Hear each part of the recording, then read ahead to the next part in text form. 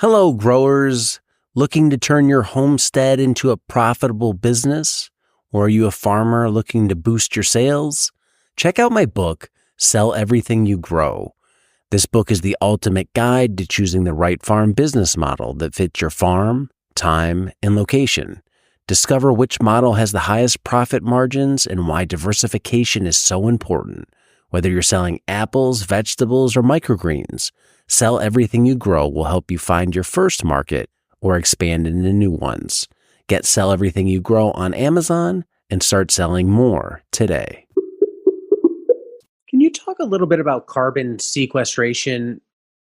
I've seen this come up in the comments, and I think this confuses some people, and they don't fully understand this. Is how can you have plants and microbes sequester carbon in the soil when they're eating, respiring, and some of them respire carbon dioxide themselves, which is then going back up into the atmosphere. So if you're adding more microbes that respire CO2, how does it not net out to zero? And how are you actually sequestering that carbon dioxide into the soil or carbon into the soil through plant microbial interactions and not preventing the excess from going back up into the atmosphere? Yeah, okay, good point. And it comes back to these high carbon use efficiency versus low carbon use efficiency organisms. So let's start at the top, literally.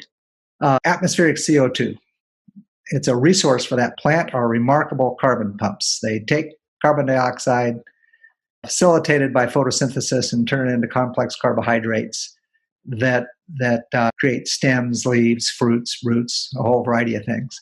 And as I said before, depending on who you read or what crop, you're getting at least 15 or 20% exudates, maybe up to 40% exudates of that photosynthetic complex material that's fed in to feed those microbes.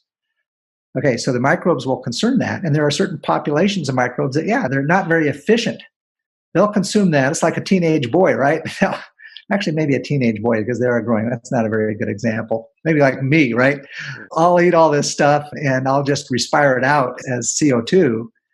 But a young growing child will take this food in, they'll put body mass on as well. In other words, high carbon use efficiency. In other words, the amount of carbon they consume to the amount of body weight or biomass that they put on is very high, 0.9, 0.8, where you get certain organisms that will consume, a kilogram of the population will consume a kilogram of sugars and respire 9/10 of a kilogram out as CO2. We actually saw that when we did our initial studies with this gas met analyzer I mentioned earlier. It's a portable FTIR, and you can measure nitrous oxide and you can measure carbon dioxide emissions. And we were just out there trying to show to the grower that we were hopefully changing the soil.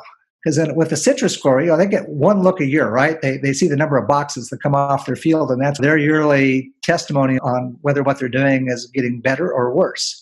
Well, we're trying to do something to help them understand on a more frequent basis how they could think about their soil. And we put root traps in the ground where they're like a chicken wire column, and you pull them up after 6 months or a year, and you could actually see the differences in the root mass. We wanted something else as well. So we were doing spectral reflectance and taking a look at chlorophyll density, but we thought, well, let's take a look at soil respiration. Sure enough, we saw a 35% reduction in CO2 emissions and a 80% reduction in nitrous oxide emissions. And so, holy cow, this is like my mom smelling soil, right? We just have an electronic sniffer. And so we started reading about it and thinking about it and doing some other studies. And what I have come back with is this concept of high carbon use efficiency, low carbon use efficiency organisms. They were in place long before I started to take a look at this. I think the folks that I've talked about earlier have really done some remarkable work. And so if you have the wrong population of microbes, you're going to get a net respiration. If you have the right population of microbes, you're going to have net sequestration. And generally, people consider that right population of microbes for net sequestration to be fungal dominant or at least high carbon use efficiency dominant organisms. So that carbon's going into like their hyphae in the mycelium, which are expanding out, which the above ground example is a tree, right? Like they absorb all that carbon in, they put it into wood. That wood's not going anywhere till eventually one day it does. Where underground, so if you can keep getting these fungal hyphae growing longer and longer, spreading out further and further, that's where you're storing all this carbon. Right. It's not a good analogy. There's C3 versus C4 photosynthesis plants. A C3 plant will respire. There's photorespiration. At night, plants respire CO2. A C4 plant has a malic acid pathway. They'll capture one of those CO2s and put it into a C4, a 4-carbon molecule to keep it from escaping. And they're a little bit more photosynthetically efficient because of that. So the same thing down below, that nature abhors inefficiency. So those microbes become very important. Therefore, it becomes very important to do those things necessary from an agricultural practice perspective to try to create a more fungal dominant, or at least high CUE dominant soil, so that you can aggregate or accumulate carbon as opposed to degrade it. Today's episode is brought to you by Modern Grower, a proud retailer of the Sumi Soaker system. The Sumi Soaker system is an irrigation game changer.